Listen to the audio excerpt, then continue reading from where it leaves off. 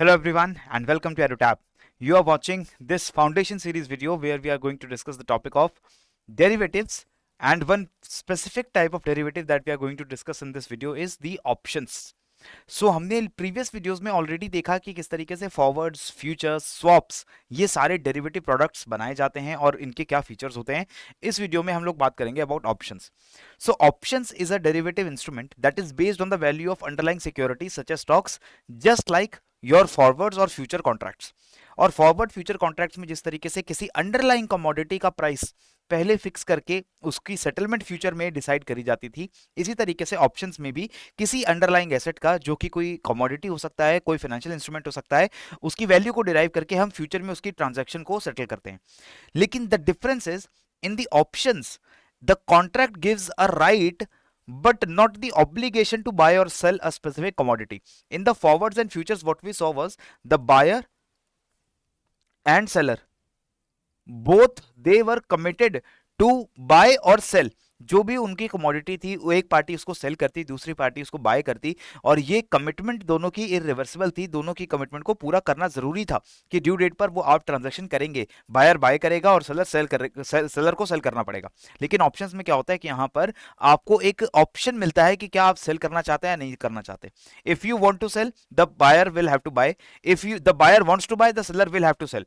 लेकिन आपके पास ऑप्शन होता है कि आप करना चाहते हैं या नहीं करना चाहते हैं. So here it is a right to buy or to sell but not the obligation, right? So the price the paid by the buyer to the seller to acquire the right to buy or sell is called as premium. यानी कि आपको कुछ extra price की option exercise करने के लिए extra price देना पड़ेगा अगर आप इस कमिटमेंट से बाहर निकलना चाहते हैं, and you don't want to hold on to the commitment of either committing to buy or committing to sell, and you want this is an option कि if I want and it is profitable to me, then only I will buy or then only I will sell, then you will have to pay an extra premium for that, right? And there is an exercise date. On this date the option is exercised that whether I want to buy or I want to sell. ये जो आपका right है कि ये मुझे bye करना है या नहीं करना है, या सेल करना है या नहीं करना है, ये राइट आप जिस दिन एक्सरसाइज करते हो उसको हम बोलते हैं एक्सरसाइज डेट, राइट?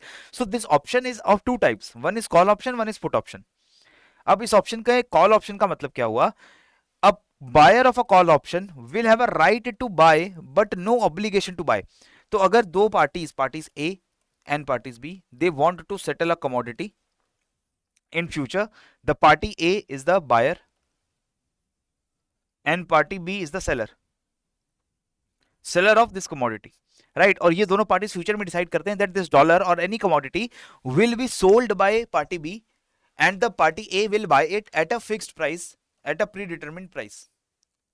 अब इसमें कॉल ऑप्शन क्या होता है? Call option will give a right to buy but no obligation to buy. तो कॉल ऑप्शन कौन परचेज करता है? कॉल ऑप्शन परचेज करेगा option the party number A, and if it purchases call option it will have to pay a premium to B. उसको B को एक premium देना पड़ेगा इस कॉल ऑप्शन के लिए. और कॉल ऑप्शन से फायदा क्या होगा? The A will get the right to buy but no obligation to buy. So on the fixed date, जिस दिन ये सेटलमेंट होना है, ऑन दैट डेट, ऑन जिसको हम एक्सरसाइज डेट भी बोल रहे हैं, on that date the A might decide to buy or he might decide to not buy. यानी कि वो इस कमोडिटी को खरीदे या ना खरीदे उसकी चॉइस हो जाएगी, और वो तभी खरीदेगा obviously when it is profitable to him. If the transaction is now not profitable to him, he might exercise his choice not to buy the commodity from the seller. But if he wants to buy, the seller, the party number B, they will have to sell. The seller will have to sell.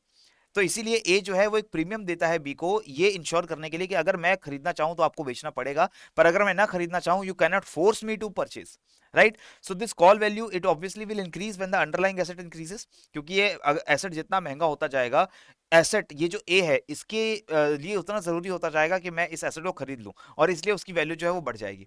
The investors they also look for a price rise. The investor on this call option he will always look for a price rise, कि commodity का price जो है वो future में बढ़े, ताकि मैं कम price के ऊपर, जो अर्लियर फिक्स प्राइस था, जो लोअर प्राइस था, उसके ऊपर मैं इस कमोडिटी को खरीद लूं, राइट?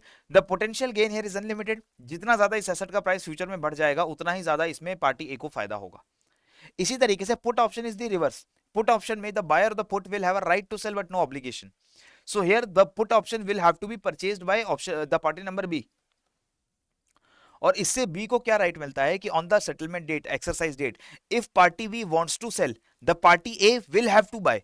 लेकिन option this party B might also exercise the option not to sell. तो सेल करना है या नहीं करना है, ये राइट खरीदने के लिए आपको पुट ऑप्शन खरीदना पड़ता है, और बाय करना है या नहीं करना है कमोडिटी को, ये राइट खरीदने के लिए आपको कॉल ऑप्शन परचेज करना पड़ता है. So the put option, the seller will obviously be obligated to buy. This A party will be obligated to buy whenever the party B wants to sell. The put value decreases when the underlying asset increase. अगर underlying asset की value बढ़ जाती है तो आप समझ रहे हैं ये बी सेलर जो है ये उसे बेचना नहीं चाहेगा. अगर इसकी वैल्यू बढ़ जाती है अंडरलाइंग कमोडिटी की, the seller will be willing not to sell. So he will be willing not to sell. तो ये वो इस ऑप्शन को एक्सरसाइज करने की जरूर कोशिश करेगा. ठीक है.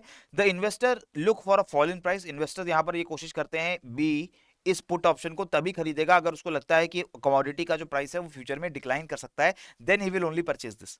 Right. The potential gain is unlimited. Potential gain इसका कितना भी हो सकता है, क्योंकि आप लिमिटेड, सॉरी पोटेंशियल गेन इसलिए लिमिटेड होगा कि आप मैक्सिमम प्रॉफिट कितना कमा सकते हैं जितना उस एसेट का करंट प्राइस है. The commodities price currently, that is the maximum benefit that you can gate. क्योंकि उस एसेट का प्राइस मार्केट के अंदर जीरो चला गया और आपने फिक्स प्राइस के ऊपर उसको सेल कर दिया, that is the maximum profit that you can gate.